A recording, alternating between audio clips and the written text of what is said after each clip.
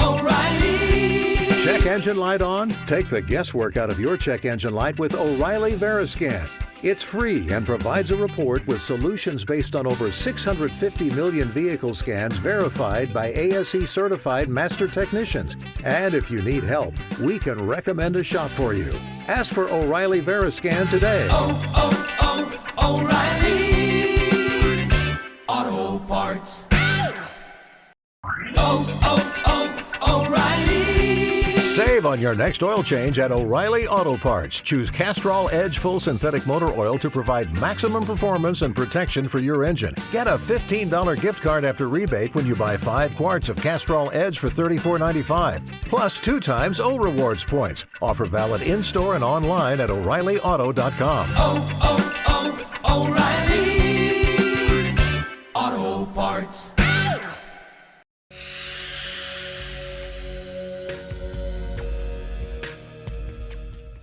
Operation Domination is underway. The ultimate game plan to dominate your NFL experience. With your hosts, Dan You gotta be confident about your Achilles when you Chase show up. Thornton, Yeah, I mean, I got it. Chris Already Dowhouse, hearing about this or pointless in fantasy in this and Adam LaRue. Don't hope to win. Be great and dominate. All right. Welcome in to Operation Domination. Thanks for tuning live in on our YouTube channel at Fantasy Sports Advice Network. You can always find us at 9:30 or on your favorite podcast app after the fact if you have to catch it on that Thursday. Great one in store for you guys. It's week 11, baby. It's time for crunch time. Do or die time for a lot of teams out there trying to make the postseason and other teams jockeying for a position to win those divisions. And maybe if you're in certain leagues like I am, you're looking for first round buys anywhere you can possibly get them because you're just that much closer to the championship. And hopefully we'll be able to help you out and be able to do that. As always, I'm your host, Dan Mader. We got a full crew in store for you. We got Chase Thornton finally back in the building after a couple of weeks off. Adam LaRue, of course, on the bottom, and Chris D to my bottom right. And a happy birthday to Chase Thornton, man. What did you do for your birthday? Yeah, I went and watched my kids bowl on their league, and then we went out to Applebee's. It was a perfect dad holiday. So That's exactly it. Not like I just said this before the show, but nothing says a dad birthday like going to Applebee's for dinner. right? Absolutely nothing. Get an appetizer and perfect margarita. They still got that 2 for $20 deal. Is that what you wound up getting there? No, I didn't actually. I got Cajun seared salmon, I don't know. I got fish and fries. Well, speaking of fish and fries,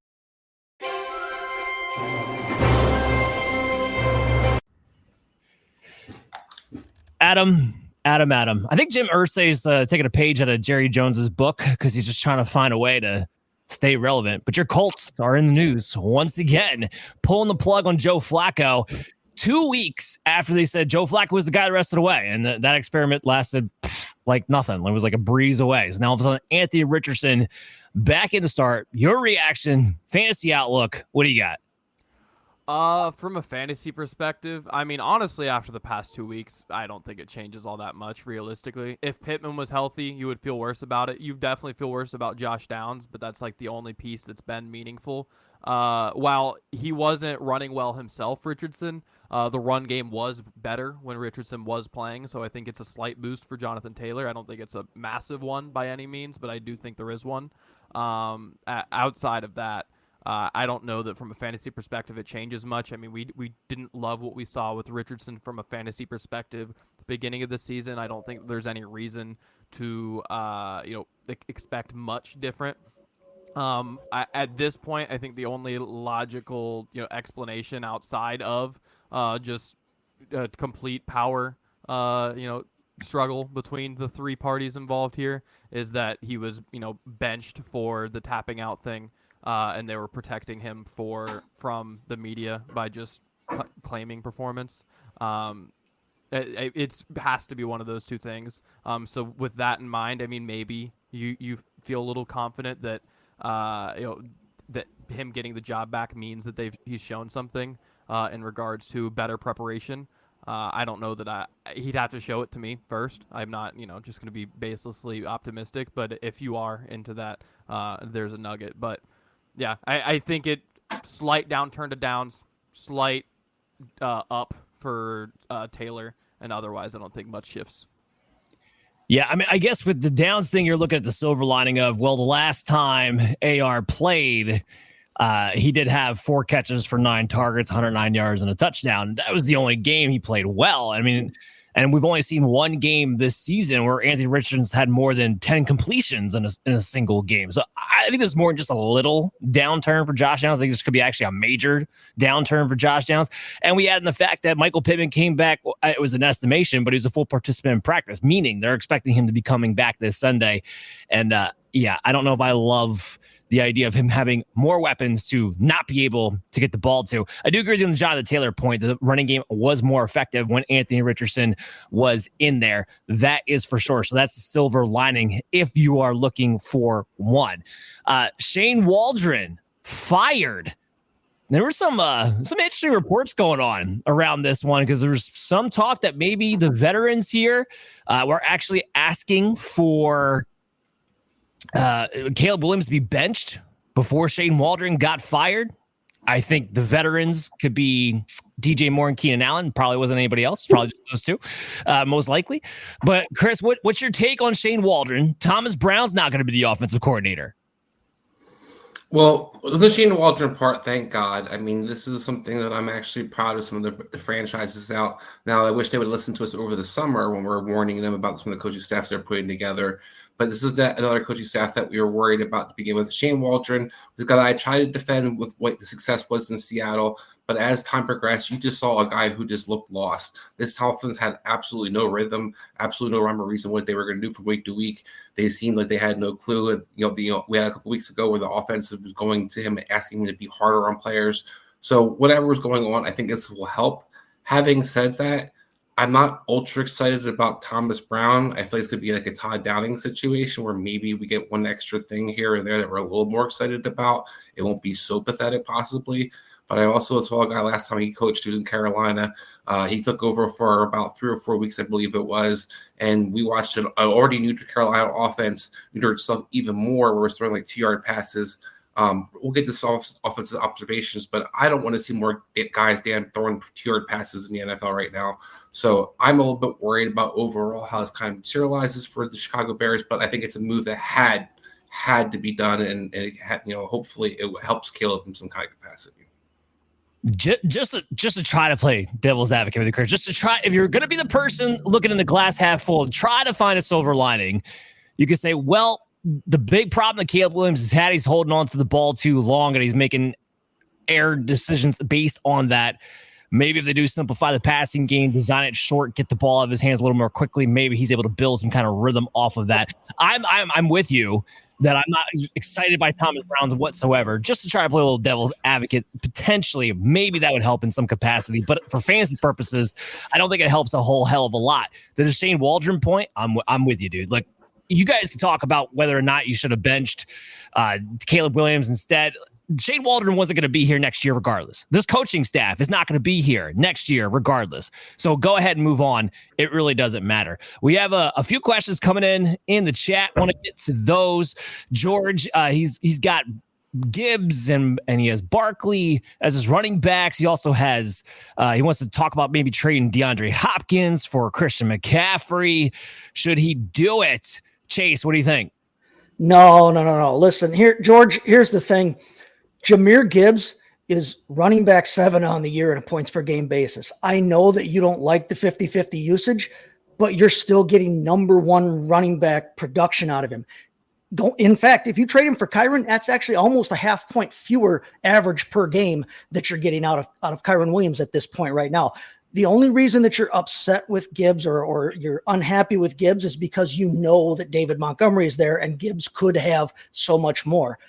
But how much more do you really want than the running back 7 overall? I'm not making that trade. I'm going to keep the depth on my bench there with Hopkins. I assume he's depth on your bench or you wouldn't be trading him. I'm not making that deal. I'm going to disagree with you, Chase. I would make that deal. Christian McCaffrey is a very good running back schedule the rest of the way. He came in and he missed 8 snaps the entire game his first week back, he could be RB1 overall. You're talking about what's better than RB7? RB1. And that could be Christian McCaffrey. So I would do that deal. DeAndre Hopkins is a fine little piece to have, but it's not enough for me to not take that shot to have a Christian McCaffrey and Saquon Barkley to close out the rest of the year, if in fact that deal could get done. We got more questions coming in here. Do I trade Devontae Adams and Tracy for Mike Evans? Chris, what do you think about this deal? I would definitely not pull that deal. I mean, unless you're loaded at running back, I think Tracy's got all the makings of at least an RB2, if not an RB1, possibly moving forward. You've seen him take over that Giants backfield. I know it's the Giants. I'm excited about having the Giants, players, but one of the things you are excited about is this team has nothing to play for. A young running back that usually they get carries, usually they get touches. Mike Evans, we're not really sure what he's going to come back as. We're not sure how healthy he'll be. This guy's an older player. Sometimes it's a little longer to get those guys back in shape, especially after major injuries. They got them up last 4 weeks. And then Devontae Adams has been frustrating, but what you're looking for is a red zone guy with Mike Evans. You're pretty much getting that with Devontae Adams. You just haven't really had the touchdown production you're hopeful. So I think there's way too much you're giving up for that. Yeah, I tend to agree there. Tracy being the key there. He really talk about running back, nice schedules. Giants on a big one coming up here over the next few weeks. We got more questions coming in. ETN, Bateman, estimate Myers or Pittman in the flex. Need 3. Adam, go. Ooh, fun. Okay. I want to go Myers for sure. I'm going to go Myers, Estime, and Bateman. All right. I like it. We'll just stick with it. Who to start in the flex? Full PPR, Odunze, Pop Douglas, or Daddle? Chase, which one would you go with this one? I don't like any of them. Not Dowdle, because I don't want anything to do with Cowboys that aren't named CeeDee Lamb, and I'm not sure I want him. Take Odunze versus the Packers. Maybe the switching offensive coordinator works. I think Odunze can find himself open against the Green Bay. I'd take Odunze. I think if you need a ceiling play, I agree with you. Pop Douglas should just have some floor play there against the Rams. Figured Patriots have to come back from behind. Is an easier question. Justin Herbert, Sam Darnold. Justin Herbert, he's been on a tear lately. Get a nice matchup here against the Cincinnati Bengals. Darnold's dealing with a little bit of an injury. So I'm definitely going Justin Herbert all the way. All right, so let's get back into the show. Thank you for all the questions. Keep them coming. We'll get to them as we can get through this, but it's time for the DFS Cocktail Hour.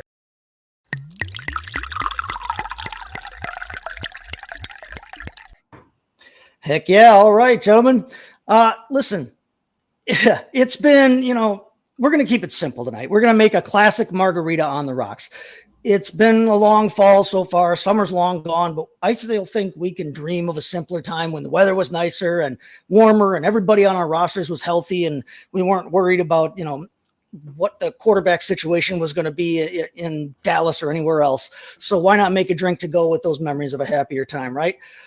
Looking at the game lines and the totals, one game really jumped out to me that I wanted to look at. It was Baltimore at Pittsburgh. It's got one of the week's highest point totals, and that blows me away to think about. Try telling somebody 10 years ago the Ravens Steelers was going to be this high scoring, juggernaut affair. They'd have laughed you out of the building, but here we are, right? The biggest thing I want from this game, as I get my shaker with ice in it here, the biggest thing I want from this game in DFS is the Pittsburgh pass game.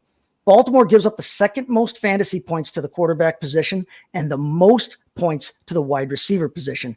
Now Kyle Hamilton's banged up. He missed practice today. Things could get even worse for this team that was inexplicably really good last year against the pass, and this year not so much. That's better for us, though. Russell Wilson is relatively cheap this week at $5,900. I'm taking that. George Pickens is not cheap at $7,000, but I still expect him to return value in a smash spot here. So with the Ravens giving up an average of 22.7 points per game to the quarterback position, Russell should have no problems returning investment. Pickens has cleared 20 fantasy points 2 of 3 games with Mr. Unlimited at the helm. Plug those guys both in. So now at running back, if he's healthy, I like Aaron Jones this week at $6,900 as we pour ourselves 2 ounces of tequila. I'm going with Reposado. That's what I like better, but if you like Blanco, go for it. Tennessee gives up over 20 fantasy points per game to running backs. That's the 12th worst in the league. Now, I expect Jones to get the bulk of that in a game where the Vikings realistically should be able to lean on that run game late and seal a win against a terrible team in Tennessee. If Aaron Jones is healthy, I like plugging him in at 6,900. Now, wide receiver, we got a couple guys I can't believe are going for as little as they're going right now. We're going to take behind George Pickens, Juwan Jennings at 5,300 and Cortland Sutton at 5,900. Jennings led the Niners in targets, catches, and yards last week. He's firmly entrenched. He's the new X. They've said that in that offense after the Brandon Ayuk injury. And he appears to be ahead of Ricky Pearsall in the pass game pecking order, at least for this week. Seahawks pass defense is bottom 12 in the league against the pass. I've been a big Jennings fan in Dynasty. Now I get to be his fan in weekly and daily too. So we're taking Juwan Jennings there at 5,300. As for Sutton, he's only been a top 4 wide receiver for the last 3 weeks.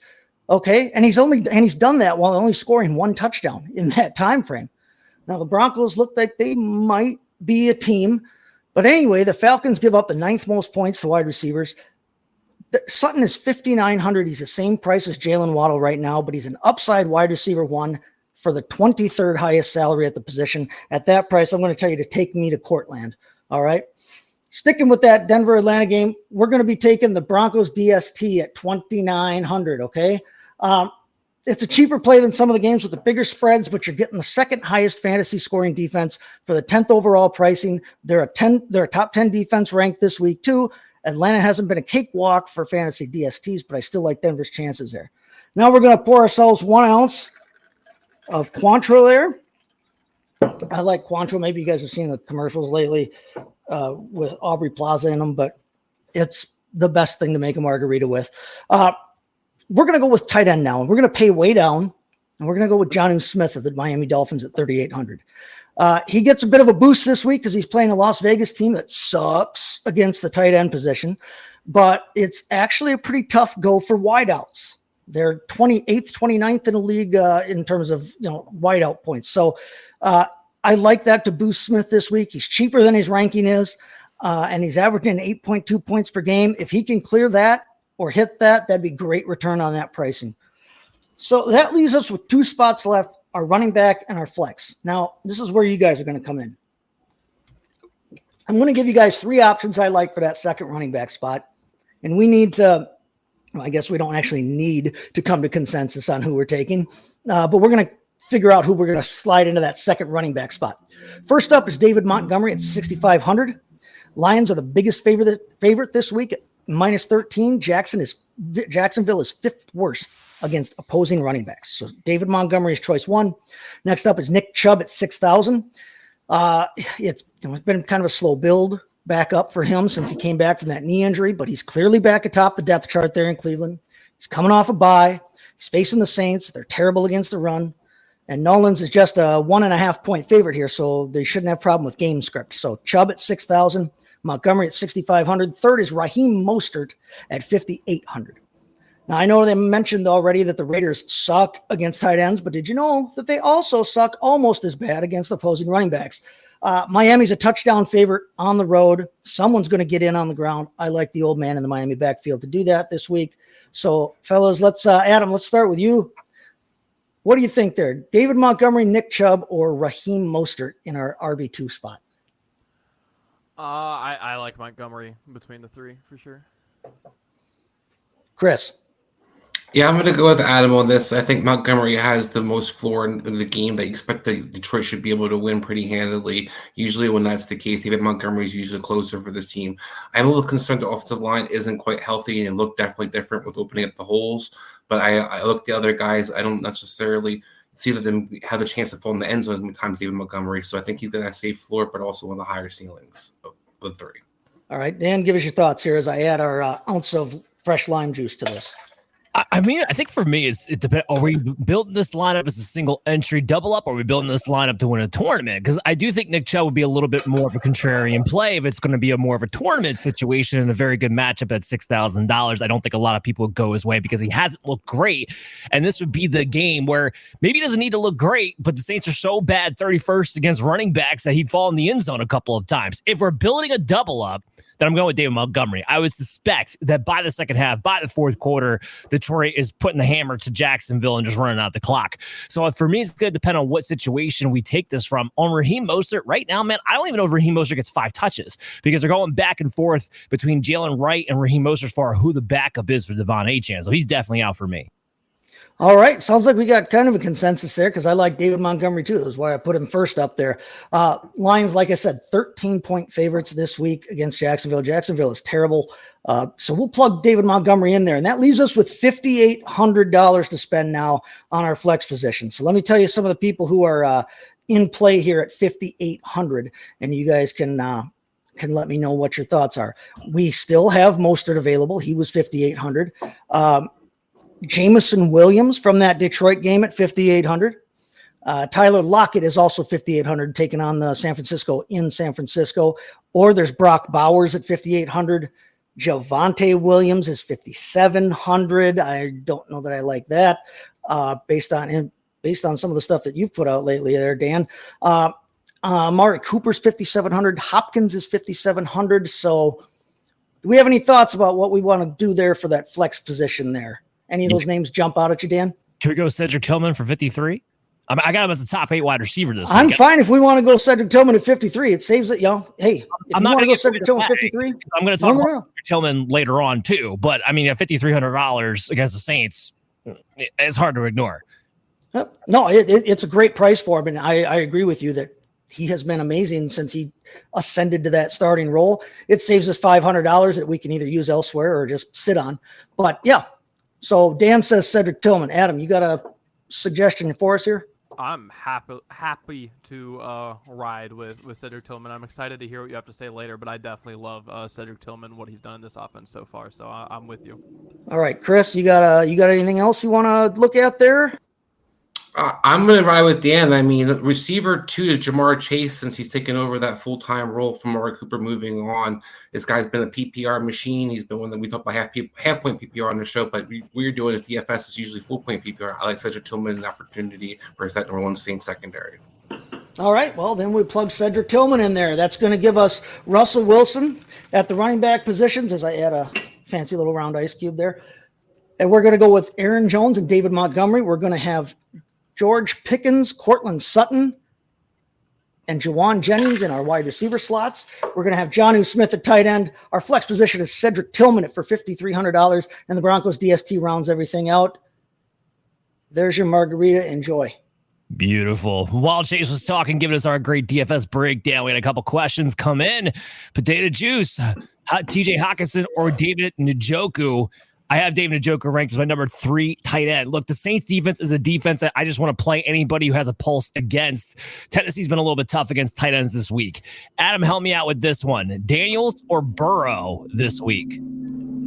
Ooh, that's a good one. I think I want to go Daniels. I know he hasn't looked his best so far this season, the past couple weeks since he had his injury.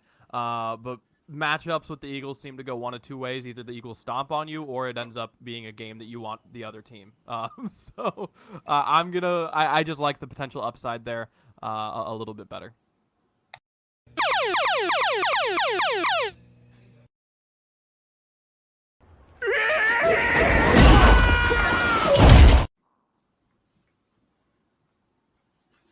All right, well, welcome, guys. Last week was a little bit of a tough one on me, and I apologize for the Giants' defense and their debacle they put out there. I forgot that Brian Gable is the head coach and that he, refuses to do anything that makes sense.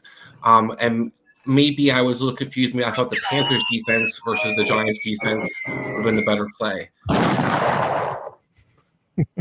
But hopefully, no, I totally deserve it. That's why I put myself out there. But this week, I think I'm going to get myself back on track. And what I think we're going to go back and play with this week is that defense that you talked about, Dan. While that defense isn't very good in the Saints, either is that offense overall. I like what Cleveland's defense brings to the table. Myles Garrett's had sacks in 4 straight games. It looks like he's getting a little bit healthier. The pressure rate for Cleveland is one of the top 5 pressure rates in the NFL. They do get to the quarterback. You saw the sacks that they had last week. They just haven't really got the turnovers. Well, they're playing the Saints. I always think there's a good chance for some turnover opportunities there. MVS is not a guy I'm necessarily worried about blowing at the top again off of defense. Other than the big plays, that's only Cleveland's kind of been their big Achilles heel. Other than that, they've actually played really well defense overall. So I like Cleveland's defense as the dominating defense of the week. I agree with that one too. I've actually had Cleveland's defense. Talk about DFS, $2,600. One of the best defenses that I've been playing there. We did have a question come in here. Should I sit Andrews for Pat Freiermuth? To me, this is a no-brainer now. There's no way. Isaiah Likely might be back this week.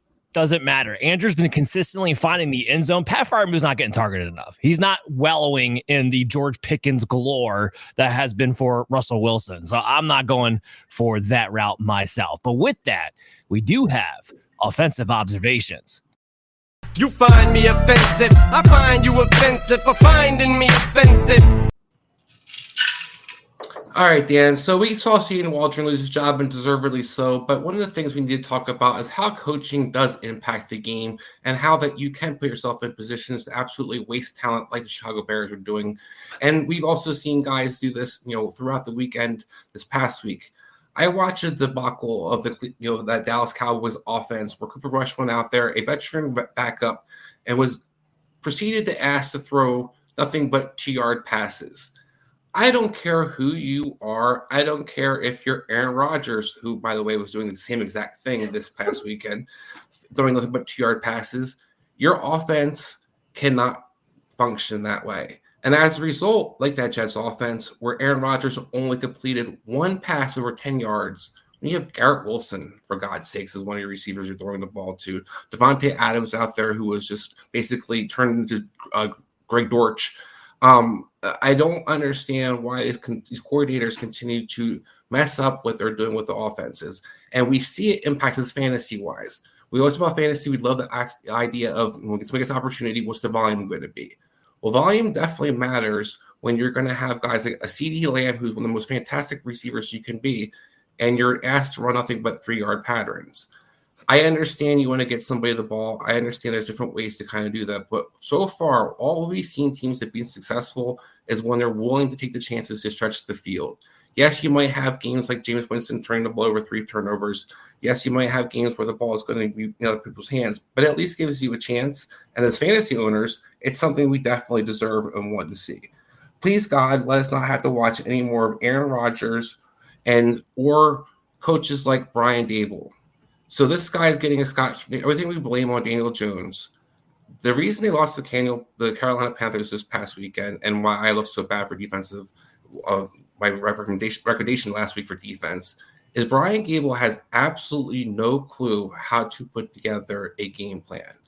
This guy does everything opposite that makes sense. You go against a team like the Carolina Panthers who are atrocious versus a run, so they don't use Tyrone Tracy until basically the second half. We all know Daniel Jones is the most accurate guy. Yes, he definitely missed some throws. Yes, there were some plays that should have been down the field that you could have completed. However, it doesn't, and Adam, we'll get to you in a second, but one of the things I kept watching, was Shane Steichen do the same exact thing to Joe Flacco, where Joe Flacco was put in position to do nothing but fail. So I bring all that up because I think it's time for us to start demanding some better. We don't want to see any more Jerry Jones screwing up on the offenses. I don't think Ron McCarthy's any good. I don't think Aaron Rodgers really has anything left anymore. I don't think Caleb Williams has gotten a free chance to, kind of develop as a quarterback and hasn't completed passes like he should down the field. But having said that, the one common denominator I see on all 3 of those offenses is you close your eyes and look up and change the uniforms. All 3 of them look exactly the same. They ran the same plays. They used the same vanilla offense of schemes, and they used the same running plays. They didn't have any idea of how to kind of build on something. I think ultimately that's what we're going to see progress for Shane Waldron's firing is, can you have a rhyme or reason for what you're doing? But speaking of rhyme or reasons, and one of the things I'd like to get to you guys to do is I want to talk about some of the players that we want to have a kind of like a showdown. So we have 2 guys here for each of you to kind of talk about. And 3 guys I have here for each of you to talk about. And what I would like for each of you is to give your point of view. So for Dan, your point of view is going to be from redraft. Adam, your point of view is going to be from Dynasty. And Chase, your point of view is going to be from DFS. So these guys are similar price, like I said, similar talents. So for us this season, Dan, if I'm in redraft, I want Malik Neighbors or Marvin Harrison. And my debate for the rest of the season for these 2 rookie receivers.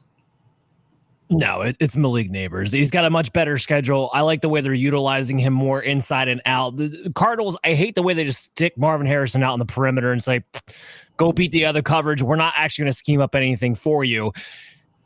And it's been super hit or miss as a result. I don't care if the Giants go Daniel Jones. I don't care if the Giants go Malik Neighbors. His target share is much more secure moving forward the rest of the season. So it's Malik Neighbors for me. All right. Adam, for Dynasty-wise, do I want Malik Neighbors or Marvin Harrison? I would lean Marvin Harrison. I think anytime you look at a wide receiver who you're kind of unsure at the quarterback position, right? The Giants are in flux in a lot of ways, right? I think that there's a very real, and if you listen to their owner, Mara, real possibility that GM and coach stay. And they're picking the quarterback. There's a real possibility that it's a completely new regime. It's a very real possibility that GM's out, but Dable stays, or the opposite. We have no idea what this franchise is looking at in the next 2 to 3 years. And to me, they're very similar talents. I slightly preferred Harrison moving in. I think what I've seen on tape over the last year, I would probably at least close the gap. I think they're very similar levels of talent, if not Neighbors slightly ahead.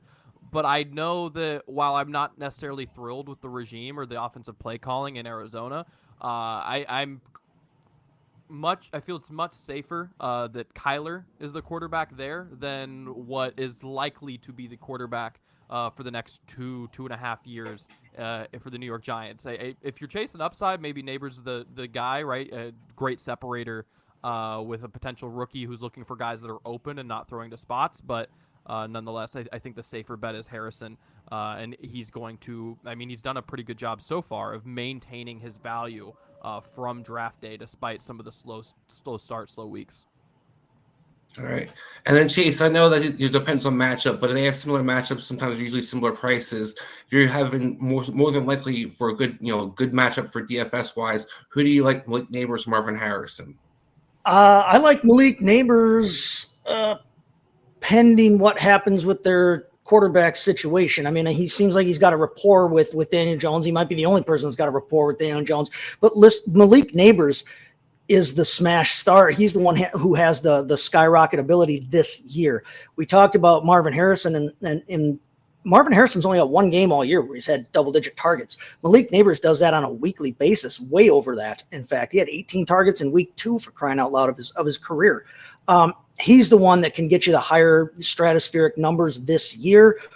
Going forward, we'll have to see. But from a DFS standpoint this year, yeah, you're looking at matchups. But if you're looking for the guy that I think is more often than not going to have the higher shoot for the ceiling, it's Malik Neighbors for me. All right, so Malik Neighbors seems to be everybody's go-to. The next guy I'm going to start with you, Chase, right off the bat is back JSN or Cedric Tillman. Dan talked about the value. We spoke with Cedric Tillman this week, but JSN has been a similar price range most weeks. Which one do you usually ride for DFS? Oh, this hurts because I'm a JSN dude. I like him a lot. I've got him all over the place in Dynasty. I've actually got Tillman all over the place too. I'm a Browns fan, but it's Tillman. It's Tillman for me. Jackson Smith and Jigba looks really good. I think he looks like what they thought he could be, and I think he looks like, he will be shoving Tyler Lockett out of town at some point. But DK Metcalf is still there. DK Metcalf should be the alpha in that offense there. Cedric Tillman has just been phenomenal since he ascended to the starting role. I don't know why the hell they had him sitting around, what they weren't seeing from him in practice before. They kept bringing in all these little guys like Judy and Eli Moore. But it's definitely Cedric Tillman is the guy with the higher ceiling here. Again, based on matchups and that, you may have a different perspective week to week, but more often than not, I think it's Tillman. All right. Going to you, Adam. Who do you got for Dynasty of those two guys? Personally, I prefer the long-term talent and prospects and upside of Cedric Tillman. But what I will say is, if you are offering me, right, like throwing one of them onto a team that I have, right, I'm going to take JSN because he's simply worth more on the open market. And I don't like him at his cost. I like Cedric Tillman at cost much better than I like JSN at cost. Right. But if you're throwing me one of them, then I'm just going to take JSN and trade him for something I do like, because I can trade him straight up for, Tyreek Hill at this point. just because his value is fugazi. I don't know what's going on over there, but like I would rather have Tillman on my roster to answer that part of the question, but at the same time, in the consensus dynasty land, at least what I'm seeing in the trades and the leagues that I'm in, and as you know, for my segment, I dig into the databases of what's going on in trades, and JSN's definitely valued higher consensus wise. So if I had him, I'd be a lot happier because I could just trade him for a receiver. Have the more valuable asset. I like it. And then for Dan, we're playing for that championship. Who we try to arrive for that receiver? Do you like JSN or Cedric Tillman? It's Tillman all the way. I mean, we already saw like the upside of JSN was supposed to become when DK Metcalf was out. And he had the one good game in week 9, but outside of that, they didn't really target him down the field. He's very limited to his specific role. And as a result of that, I don't really see where the ceiling is. And now DK Metcalf is expected to be back this week. So now there's a 3-man timeshare with DK Metcalf being the lead. Cedric Tillman's been the number 1 target for Jameis Winston since he's taken over. And this thing it's not going to go away. I mean, Jameis Winston, we got to go with the ups and the downs and everything like that. But they have a tough match against Denver and a tough match against Kansas City. But outside of that, you get Pittsburgh, who's been receiving points to wide receivers. You get Saints this week. You even wrap it up with Miami down the stretch. So I like Cedric Tillman the rest of the way. All right, and one last one for everybody. Stick at the receiver position. The guy who's been out, been underperforming. Another guy who is supposed to have some good games here or there, but struggled as well. Returning both these receivers. DJ Moore versus Tank Dell. Which one would you go with moving forward? I'll start with Adam here. Yeah, from a dynasty perspective, this is so tough because I love both these guys from dynasty. I both of them at points this season. I think there's been buying windows. I'm still interested in buying DJ Moore. I do believe in DJ Moore moving forward in dynasty specifically, not necessarily this season. And Tank Dell I think was earlier in the season, and I think we're kind of getting away from that with maybe with Nico Collins coming back, there will be a new buy window, but I mean he's done pretty well, I would say. While he's been the only guy. From a dynasty perspective, I think that I want to lean towards Tank Dell. We know that he's a great separator. Both of them have at times demanded a large target share. DJ Moore's a little bit older. We're a little bit more concerned about that quarterback situation. I loved Caleb Williams. I still believe in Caleb Williams.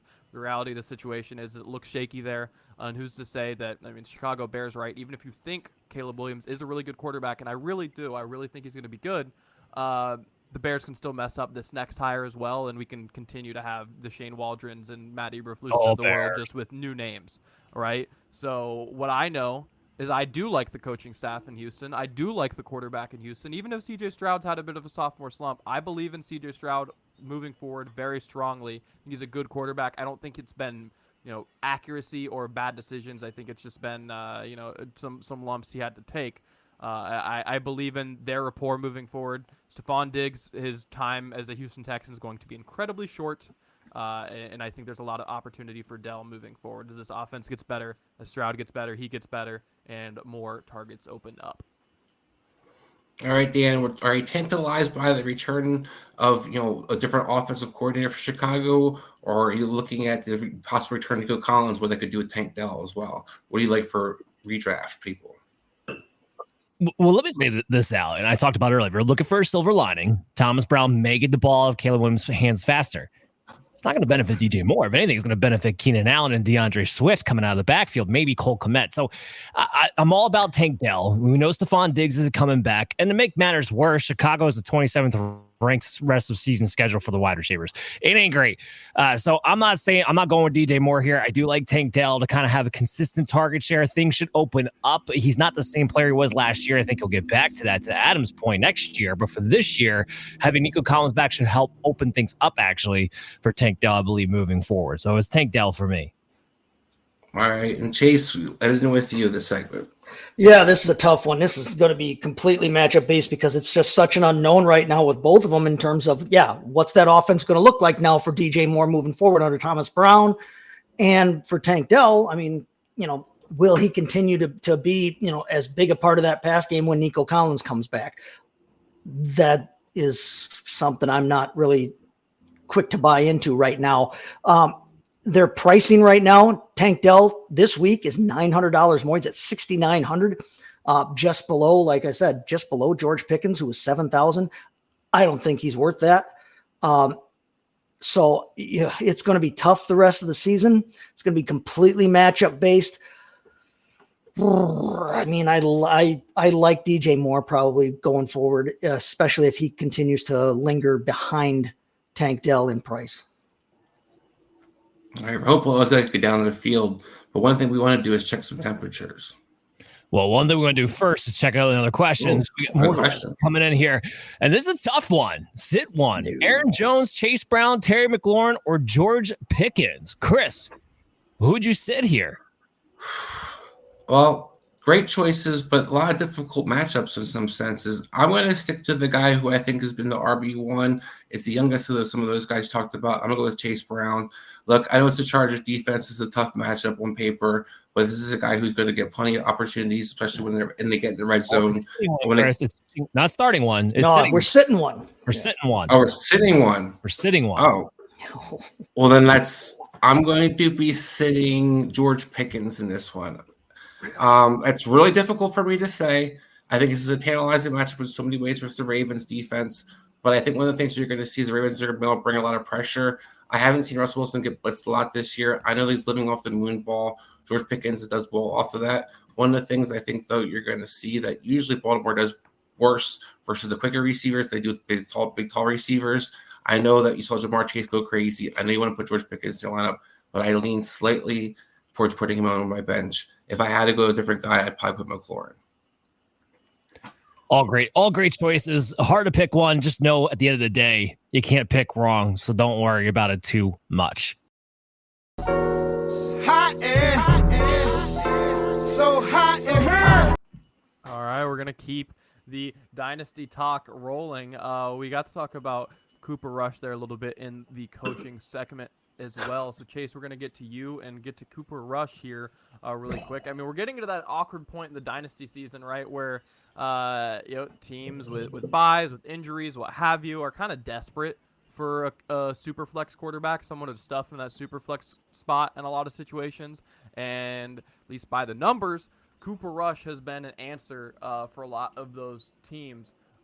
He is so far the third most traded quarterback over the last week, 945 trades. So getting a very, very liquid player, and relatively inexpensive, right? So he's a dynasty third, fourth for rookie drafts, Jordan Mason, Parker Washington. So nothing too crazy to go get someone that can go fit that slot. Now, we did just talk about how dreadful it looked and how they just got the crap beat out of them by an Eagles defense that we don't necessarily think is that great.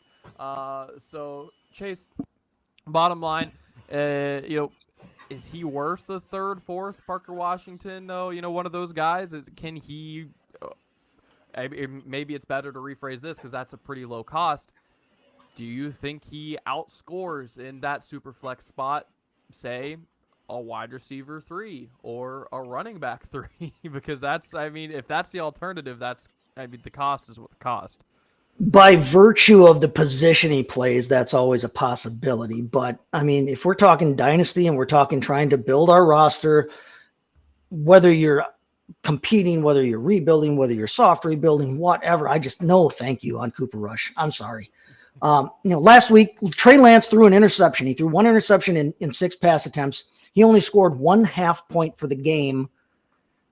Cooper Rush had 23 pass attempts and was outscored by Trey Lance. How do you attempt 23 passes in a game and only get 45 yards passing and score negative points because he lost 2 fumbles? Cooper Rush is 30. We know what he is by now. He's Dak's handcuff, but he's a handcuff that feels more like an anchor. And even in 2022, when Dak went down, they went 4-1 in the games that he started there when he went on that run of games where he started, but he never cleared more than 17.6 fantasy points. In fact, he's got 2 games in his career at 17 points. And other than that, it's a bunch of low single digit flops. He's only had double digit fantasy scores 3 times in his career. His career completion percentage is under 60. There's no rushing upside with him at all. He's not fantasy viable, regardless of what his position is on the depth chart. It got bad enough that last week they put Trey Lance in the game. And that's what I keep coming back to. This season might be over before it starts for the Cowboys right now. There's no future past or present with Rush. If someone wants to give me Jordan Mason or Derek Mason or a Mason Jar or whatever for Cooper Rush, I will rush to hit accept on that. If you're in position that you're competing and you're trying to pick somebody up that you think will help you for the rest of the year, Cooper Rush ain't it. And if you think he is, I'm not sure how you find yourself in position to be competing. I'm just not a Cooper Rush guy. Chase, are you saying Jerry Jones didn't value Trey Lance accordingly when he traded for him? I'm saying Jerry Jones doesn't value a whole hell of a lot of things appropriately, including blackout curtains. Yeah, his risk reward thing he's got going on isn't necessarily the healthiest. Chris, I'm gonna throw you a player that I know you love. I had no choice because the next two players, you are a big fan of both of them, so I had to give you something either way. That's Calvin Ridley.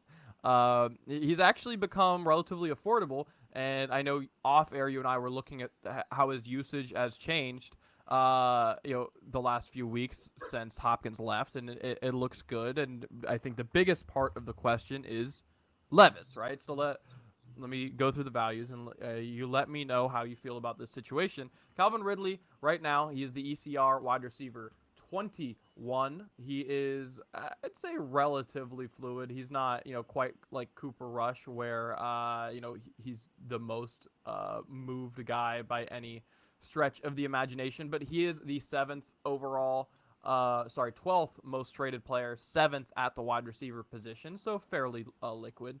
And he is the ECR wide receiver 21 and keep trade cut dynasty value wise. However, he is the wide receiver 51 value wise. Straight up, some trades that I found are Keon Coleman, Alec Pierce, Travis Etienne, Jerome Ford, or a second round pick. And I think to me, something like that, the running backs or Alec Pierce, I think are very, very interesting. But I'm curious what you have to say. I'm not as tempted by those kinds of names, Adam. I mean, the Keon Coleman might be the one that tempts me the most, the second rounder possibly. Look, I know people like Calvin Ridley. I know he's inconsistent, and it took DeAndre Hopkins moving on. Will Levis is a concern, but last week wasn't too bad for Calvin Ridley. He had 2 touchdown catches, which was his season high. With Will Levis as the quarterback returning. So it's not just Will Levis can get him the ball. What he's becoming is the priority of the offense to get him the ball. He is receiver 1 on the offense. They don't really have anybody else to kind of siphon from that. Moving forward, he has a pretty good contract, so I think he's going to have at least one more year. He's going to be a featured part of the offense. They might be able to draft players, but more than likely they're moving on from that Will Levis with that draft players. If they could add a piece or two offensive line, this offense could actually be a legit offense.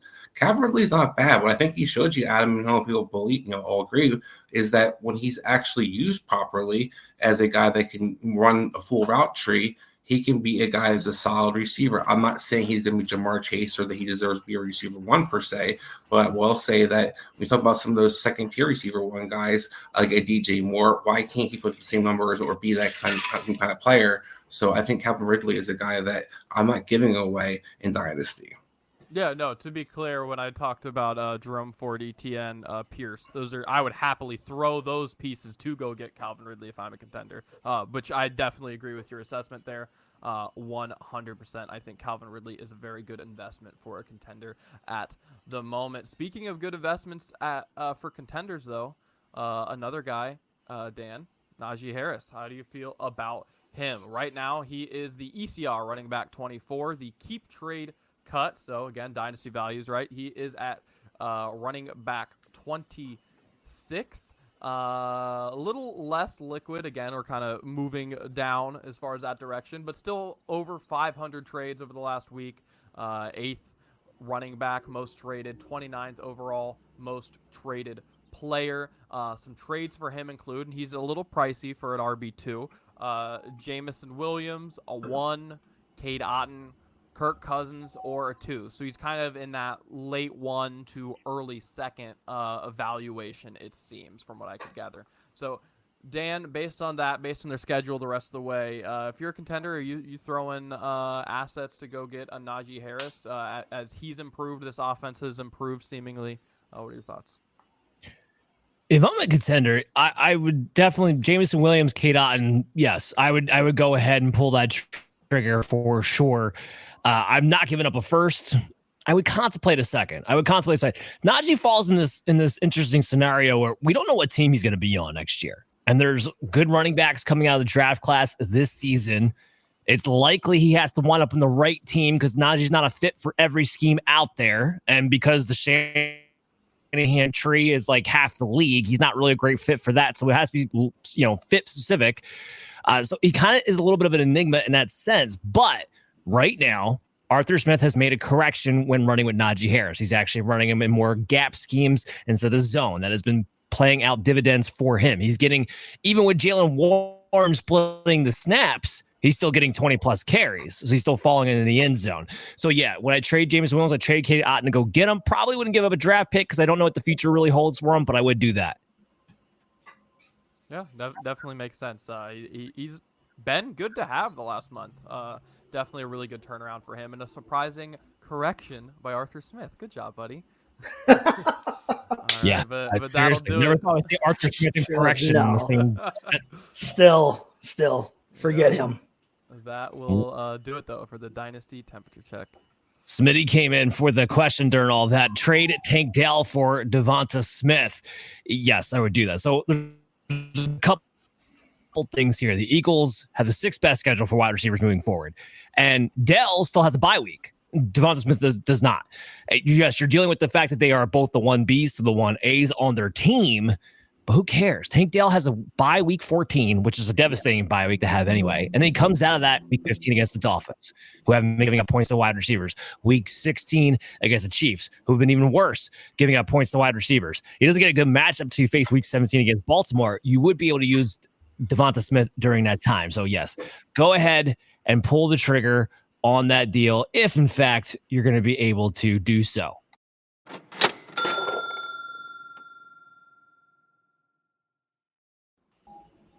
Well, all right, so it's time for my big player prop bets of the week, and CJ Stroud's getting back on the map in the big way with Nico Collins returning against the crappy Dallas Cowboys on Monday Night Football. Over 227.5 passing yards in the 4 games with Nico Collins and a healthy Stroud.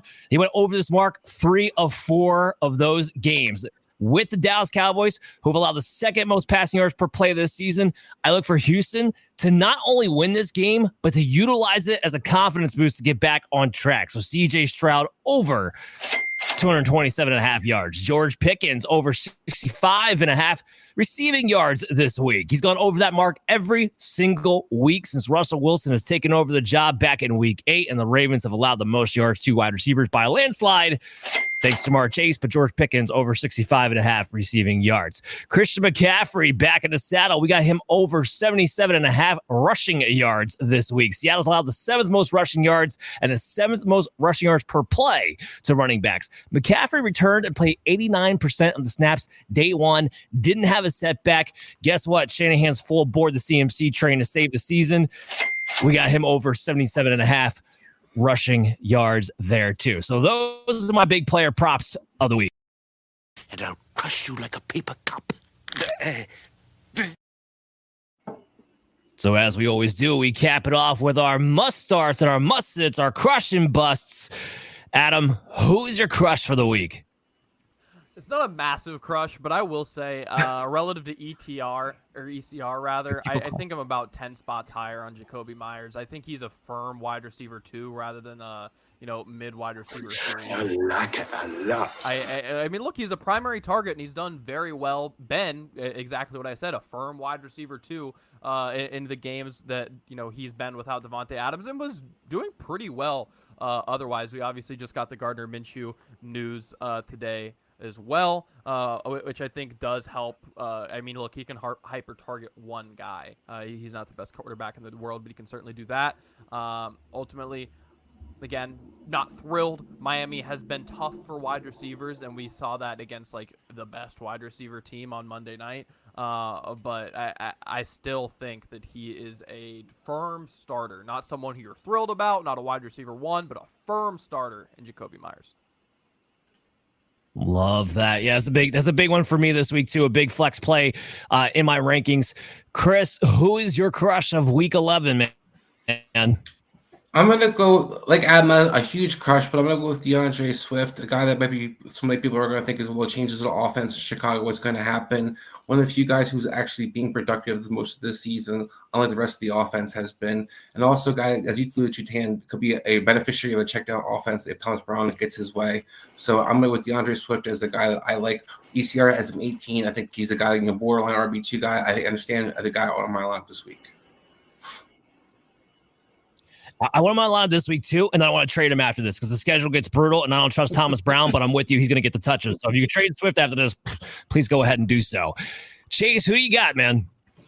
I'm surprised I'm saying this. I never thought I would say anything like this, but it's Bo Nix this week for me. I'm coming around on him, boys. I'm coming around.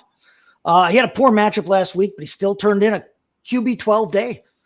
He was almost 4 points better too than the QB 13, which was Daniel Jones. Somehow, some way in that game. But listen, the last 6 weeks, he's QB5 overall in points per game. He's had 3 games of over 20 points. He hasn't had a single game under 14.1 in that stretch in the last month and a half. Falcons give up the 7th most points to this position. They just allowed Derek Carr and a bunch of car salesmen to put up a QB6 showing with no turnovers, no sacks. The Falcons might have a hard time with this duck, I think, this week. So I'm in on Bo Nix. He's a top 10 play for me this week, actually. Bo Nichols. He's an enigma to me. So what's funny about Bo Nix, for a mobile scrambling quarterback, he's horrible at throwing the ball when he's on the run. Absolutely. Literally one of the metrically worst quarterbacks throwing the ball when he's on the run. But if he decides to tuck it and run, he's effective. So it's just so weird. So every time he watches the football and throws the football, this is Daniel Jones to me all over again. It really is. You get one good year out of it, and this is going to come crashing down the earth in a hard way, I think, next season. But for this week, Chase, I'm kind of with you. Bo Nichols is in my top 12 this week. If you're looking to stream a quarterback, makes you want to puke and stab my heart out to be able to say it, but he is. Like I said, I never thought I'd be there either, but playing against Atlanta Falcons, there's no pass rush out of Atlanta. If you don't have a pass rush against Bo Nix, he's good for fantasy purposes. That's just been the correlation so far, so you can't really argue with him. All right, so my guy's been pretty much the theme of the show, okay? And I managed to kind of tiptoe around this, not give everything away that I was going to talk about. But my crush is Cedric Tillman. I mean, ECR still got him at wide receiver 21. I got him at wide receiver 8. This is a wide receiver 1 to me this week going up against the Saints, who shipped off Marshawn Lattimore. Already we're bad against, well, really everything on defense anyway. That whole thing's going to collapse. I know they had a decent performance against the Falcons last week, but Mooney and London still combined for 20 targets on the perimeter. Like, Tillman's going to get his shots with Jameis Winston in a revenge matchup. And since the Amari Cooper trade, I think Chris laid this out earlier, he's been the wide receiver 2 overall in fantasy points per game, second only Jamar Chase. And the Saints have allowed the 10th most fantasy points to wide receivers this season. So it's just all aboard the Cedric Tillman train to me, especially for this week and maybe even moving forward. Now we got to flip it. Who do you want to sit? Who are we lower on the most of the ECR? Adam, who's your bust of week 11? Yeah, so I'm going to take my layup, and 2, I'm going to give you an example of a guy who I would take Jacoby Myers, and as you may suspect, that player is, in fact, Josh Downs at wide receiver 23 on the ECR. A case in point of a guy who I'm taking Jacoby Myers all day, every day in this week's matchup.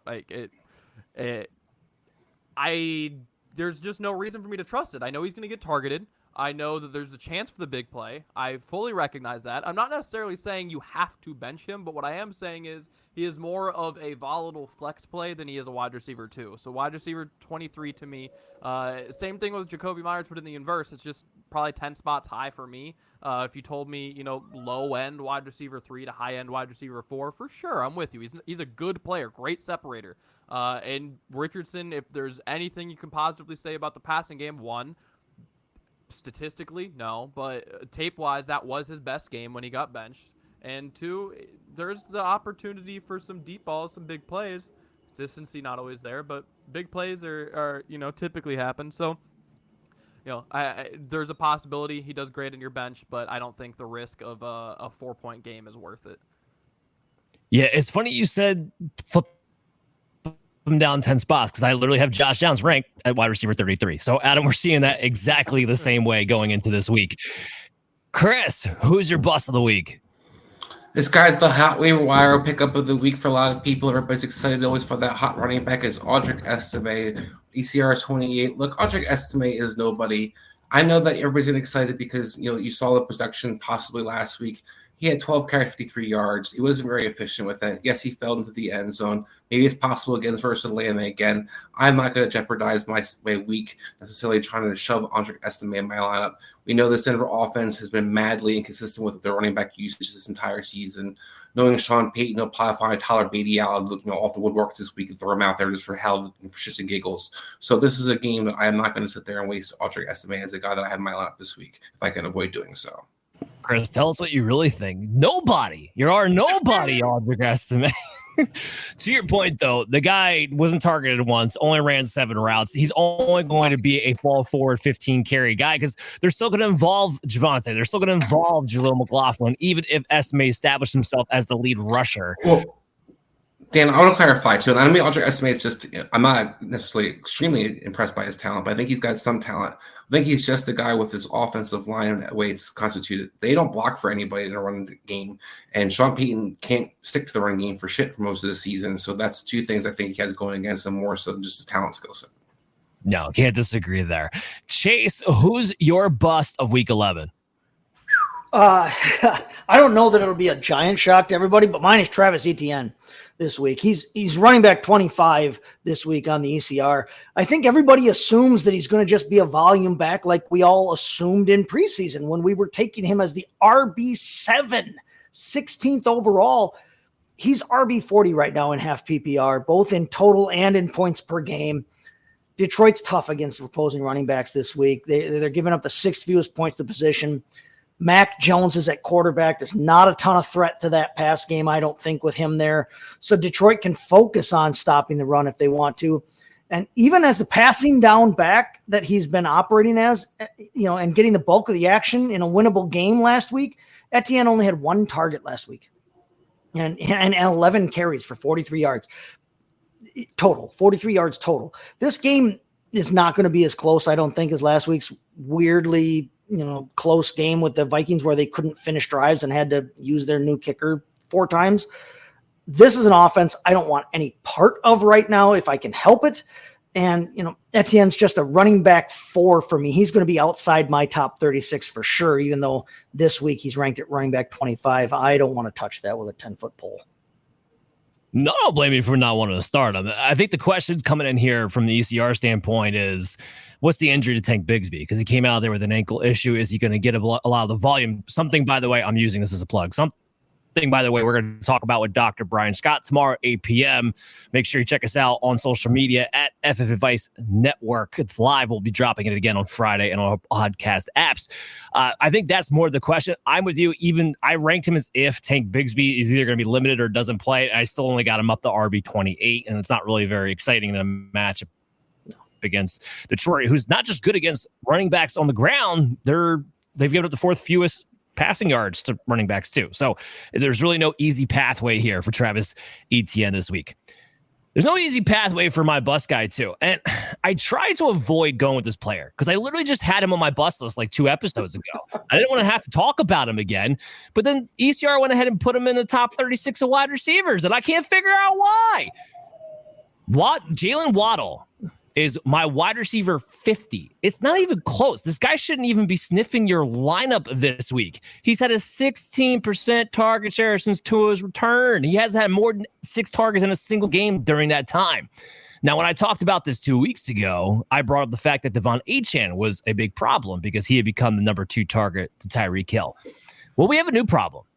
It's Jonnu Smith, who has an 18% target share since Tua's return. That's a new problem. So now Jonnu Smith's getting targeted more. Devon Achane's getting targeted more. Tyreek Hill's a freaking wrist injury hanging on by a limb. And he's still getting targeted more than Jalen Waddle is. And part of this, too, is Tua. Look, 7.4 yards per pass attempt, down from 8.3, down from 8.9 over the last 2 seasons. This offense is keeping, Chris, to your point earlier about teams checking the ball down and keeping everything close. The offense is operating within 7 yards of the line of scrimmage. Period. Doesn't matter who it is. That kills Waddle because he has to get that deep throw down the field. This is just a bench stash in case the wrist injury of Tyreek Hill finally goes, and then maybe there's some target consolidation based off of that. But right now, Waddle does not need to be anywhere near your lineups. So that's my bust of this week. Just before we close out the show, we have a few questions here coming in. Mr. Magic, he's 7-3. Good for you. Who should I package for a high-end wide receiver? I'm not going to read all of the names here. But Chris, if you could give me an idea of what you would maybe try to move if you could. Well, I'm not really sure who you're aiming for as the high-name receivers, but if I'm looking at the package, I think your running backs are good. You don't want to touch those. I would try to look to move maybe Jones and Smith, Devonta Smith, and maybe package those two together. I like the upside of Cup. Evans coming back off the injury. He probably has that roster spot to kind of hold on to. I'd wait to see the upside. I like Tillman a lot as receiver one for this Cleveland offense moving forward. So I'd probably look to package those two guys. And I do like the idea of getting CD Lamb out on buy low, even with whoever the quarterback winds up being. Do you? Are you sure about that? Because we just watched 2 quarterbacks combine for 70 yards the other week. No, and look, could be a problem regardless, but I also look at the Eagles situation with Devonta Smith, for example. I like Devonta Smith a lot. When A.J. Brown's healthy and playing, Devonta Smith gets forgotten about a lot of the times. We didn't even see Saquon Barkley utilized in a blowout with victory last week. So when he's mixed into the equation, it's hard to feed all those mouths. I like the idea of there's only one mouth to feed in Dallas at CD Lamb, period. Okay. I disagree completely. I'm trying to run away from that Dallas offense as fast as I possibly can. I think that whole thing is about to go up in a flame of smoke. But yes, target share wise, 100% CeeDee Lamb. Would you trade a Kyren for Mike Evans and Brian Robinson a full point PPR? Adam, what do you think? I don't think so. No, I would want the Kyren side there personally. I just think he's the better player. I definitely, if you're super weak at wide receiver, maybe you consider it because Evans is a really good player. But I would opt to figure something else out personally. Tend to agree with you. Kyren Williams has been utilized just as much as he was last season. He's getting touchdowns. This offensive line is starting to get healthier. What happens when he actually starts to get more than 3 yards of carry on top of all the touchdowns he's been getting? He might just pop it towards the end of the season. And again, bye week wise, you don't have King Henry week 14. Right. Keep that in mind Robinson. as you're going forward. Or Brian Robinson. Or yeah. Oh, fair there too. I'm sticking with Kyren. That's going to do it for our show. Thanks for all the questions today. Thanks for tuning into Operation Domination. Make sure you follow us on the Fantasy Football Advice Network on YouTube and check out the Operation Domination Football podcast, wherever you listen to podcasts. We'll be back tomorrow night at 8 p.m. with Dr. Brian Scott to talk about the injuries of Week 11. So make sure you tune in live at F Advice Network on social media, Twitter and Facebook. Catch us on Friday on YouTube or the podcast app, and we will see you guys soon. Hey there, I want to thank you for watching Operation Domination today. And if you're enjoying the show, there are some ways you can help support us. You can go to podchaser.com/Operation Domination and leave us a 5-star review. And you can do this on any podcast platform or on our YouTube page when you go to @FF Advice Network. This completely helps out the show be able to grow, and also leave us comments to let us know how we can curtail the show to you, because you are the most important member of the show. So again, go to podchaser.com/Operation Domination to leave a 5-star review and leave a comment wherever you listen or watch the show, and we'll help better serve you. Woo! Ric Flair. We're doing the whole thing where we're actually not clear yet. It's all good. End it.